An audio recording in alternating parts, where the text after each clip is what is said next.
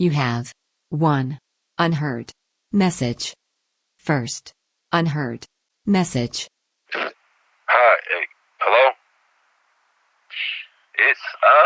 It's me? Well, I don't know. I know we haven't talked in a long time, and it wouldn't even surprise me if you don't have my number saved anymore. And this call is just coming from some random unknown person. Maybe it's better this way. You know, you not knowing who I am. Maybe you can tell who I am from my voice, but then again, and it's been a long time, so maybe not. Anyway, I don't go out anymore. I mean, I know that's basically everyone right now, but for me, this is nothing new. The only time I get myself out of the house is to see a concert. Usually local acts, but it doesn't really matter. I'll see anything just as long as the lights aren't on the crowd. And to be safe, I always show up late and leave early just to avoid the house lights.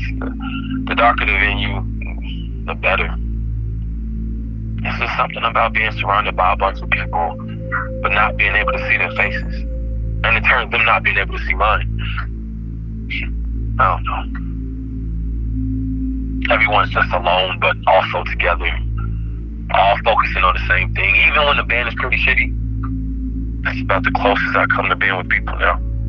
Well, obviously that isn't happening these days. The last time I was really with anyone one-on-one, well, let's just say I paid for her company. I don't know why I'm telling you this.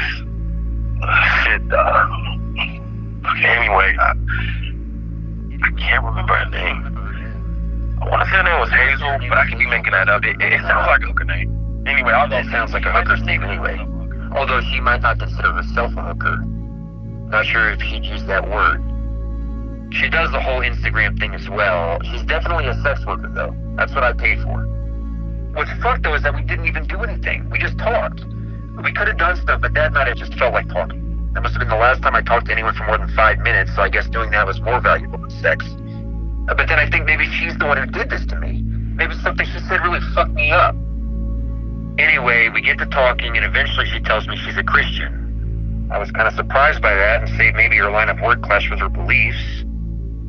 It's funny, the whole time we're talking, it seemed a little scripted or rehearsed, like she was just going through the motions, most likely refined from the many clients she'd had. I gather there are plenty more clients like me who just wanted to talk. Anyway, after my crack about her work and her beliefs, that script went out the window. She went off on me about how one's own personal relationship with God isn't any more or less valuable than anyone else's. And that her business was about loving herself after years and years of shame that she now refused to feel. And then she continued saying, who the fuck was I to judge? After all, I was the one who was paying. After ranting about how she hates Christians who judge other Christians, I then tell her I was actually an atheist who voted for Hillary, thinking somehow that would make it better, but that of course only made it worse. And she said, then what the fuck is this about? Slut shaming, having a problem with how I make my money, and again she pointed out how much of a hypocrite I was being. I couldn't even talk to women. She would talk to a woman unless there was some sort of monetary transaction attached. Little did she know it wasn't just women I couldn't talk to. For a long time, I thought she was just a complete bitch. She should have just shut up because I was paying her. And now, oh no, she's probably right. Now I'm thinking about her, wondering how she's doing. All this crap has probably fucked up her business. There isn't no social distancing in what she does. Her job is kind of the opposite of that. Hopefully she's got a client who's been throwing her some cash for the time being. A good Christian fellow. A real Christian, not a Trump Christian. Or maybe she's got a decent sum saved up. She seems smart enough. Whatever. Again, I don't know why I'm telling you all this. It's not even why I called.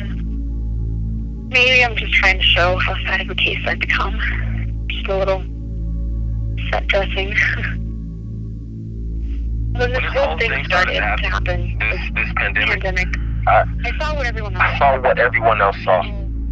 People locking themselves in their homes, leaving the streets empty, but when I saw this, I felt something strange about it. Even though I couldn't quite place what that was for a couple weeks. It wasn't until there was this overwhelming sense of mourning from everyone when I finally figured it out. And not just the mourning over all the rising deaths, though that was heavy as well. It was the mourning over the lack of normalcy. People who just wanted to see each other again. I realized the strange feeling I had was the feeling of nothing at all. Or rather, the feeling of no change. I could see the world going to shit. See the world going to shit, but I felt none of that. Nothing about my life was changing. I still just walked around my room and stared at the walls. The way of quarantine goes quite well with how I've been living. This hole I forced myself in. And make no mistake, I've done all this myself. But I continue to watch the news and I see all of these quarantine selfies. These hashtag quarantine selfies. As well as a bunch of celebrities thinking Imagine for some reason. And I see everyone alone, but always with the spirit of togetherness, you know? Everyone trying to stay positive and everything. And we're all in this together. They're saying it completely. And completely incidentally, I feel a part of the world again. I feel connected for the first time in years, honestly. But it isn't as corny as it sounds. I'm just saying people will finally get in a sense of the lifestyle I live. Even if they're not liking it, many are probably starting to see just how big everything can be on the inside. Everything is narrow. Everything is narrow. Everything is narrow, but whole worlds exist within the walls of the house. I think kids get this, but they grow out of it. This is why I like the inside. There's so much to see, and none of it bites. But I guess I'm alone in that. Most people like being a part of groups, whether they're clubs, sports teams, intellectual groups, cliques in high school, I don't know, fraternities and sororities. Groups that celebrate your heritage. Political parties, secret societies, and on the extreme level, cults. Of course, the biggest group of all is religion, which I don't think is all that different from that last group I mentioned. But regardless, it's this feeling of being a part of something with other people that most crave. Maybe that's what Hazel, or whatever her name was, got out of being a Christian. I take it there's not much of that same feeling from being a hooker. That's more of an individualist thing. I guess me and her aren't too different in that way, except I can't stand groups. Many of them operate in this weird intersection of both community and exclusivity.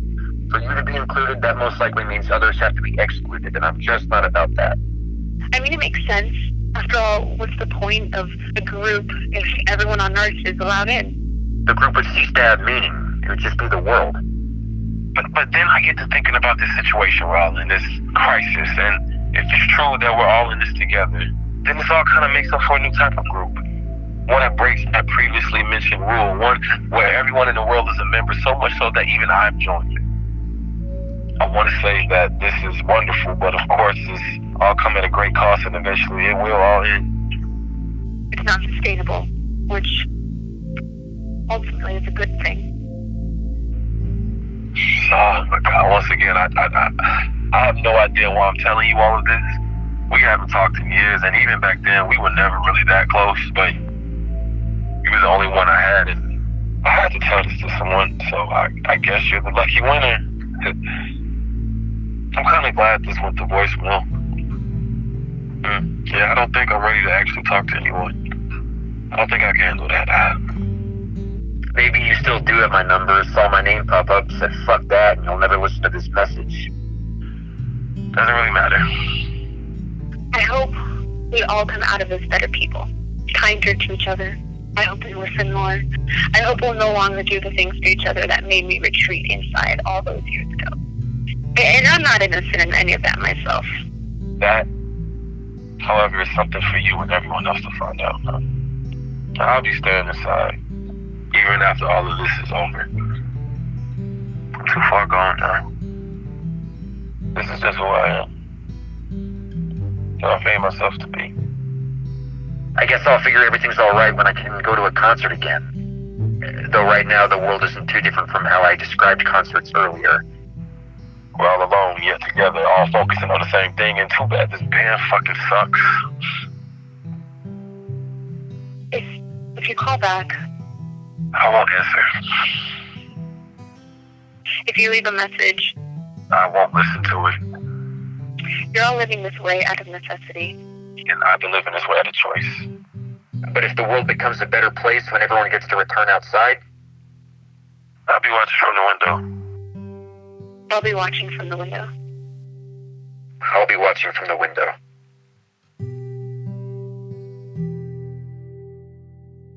End of final message.